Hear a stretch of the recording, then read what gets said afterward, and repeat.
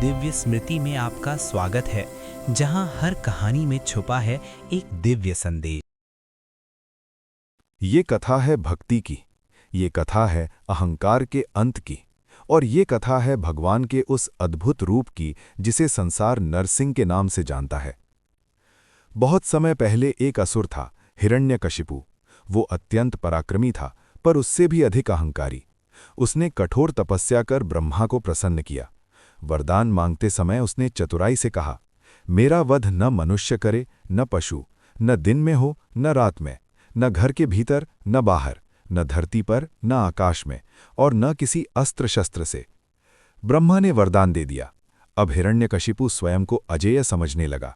उसने आदेश दिया, सारे संसार में मेरी ही पूजा होगी, कोई विष्णु का नाम नहीं लेगा। लेकिन उसके अपने ही महल में उसका पुत्र प्रहलाद विष्णु का परम भक्त निकला।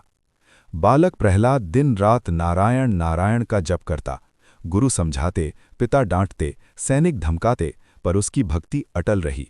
हिरण्यकशिपु क्रोधित हो उठा। उसने प्रहलाद को मारने के अनेक प्रयास किए। उसे ऊंचाई से गिरवाया गया, पर वो सुरक्षित रहा। उसे विष दिया गया, पर कुछ न हुआ। उसे सर्पों के बीच डाला गया, पर सर्प शांत हो गए।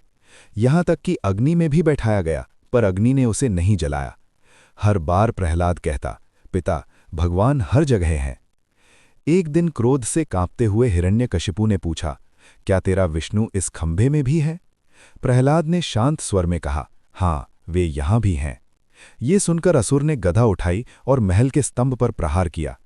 तभी एक भीषण गर्जना हुई, स्तंभ फट गया और वहां से प्रकट हुआ एक अद्भुत भयावह दिव्य स्वरूप, आधा मनुष्य आधा सिंह। वो न पूर्ण मनुष्य था न पूर्ण पशु। उसकी अयाल अग्नि की तरह चमक रही थी, नेत्र क्रोध से दहक रहे थे, नख बिजली के समान तीखे थे। ये थे नरसिंह। संध्या का समय था, न दिन न रात। वे महल की चौखट पर खड़े थे, न अंदर न बाहर। उन्होंने हिरण्यकशिपु को पकड़ लिया, उसे अपनी जांघों पर बैठाया, न धरती पर न आकाश में, और फिर अपने नखों से उसका वध किया, बिना किसी अस्त्र शस्त्र के। इस प्रकार ब्रह्मा के वरदान की हर शर्त पूरी हुई, और फिर भी अहंकार का अंत हो गया। हिरण्यकशिपु का आतंक समाप्त हुआ, परंतु नरसिंह का क्रोध अभी शांत नहीं हुआ था। उनका रूप इतना उग्र था कि देवता भी पास जाने का साहस न कर सके। तब बालक प्रहलाद आगे बढ़ा। उसने हाथ जोड़कर प्रभु की स्तुति की, प्रभु, मैं आपका सेवक हूं, आप शांत हो जाइए। अपने भक्त की वाणी सुनते ही नरसिंह का हृदय पिघल गया। उनका क्रोध शांत हुआ।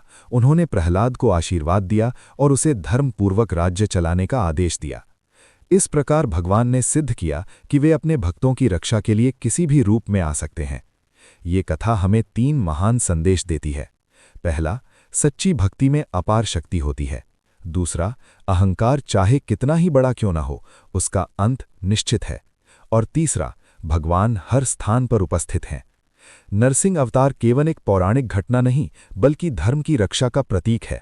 जब जब अत्याचार बढ़ेगा, जब जब निर्दोषों पर संकट आएगा, तब तब ईश्वर किसी न किसी रूप में अवतरित होंगे। और शायद इसीलिए आज भी भक्त भय या संकट के समय पुकारते हैं, नरसिंह भगवान की जय।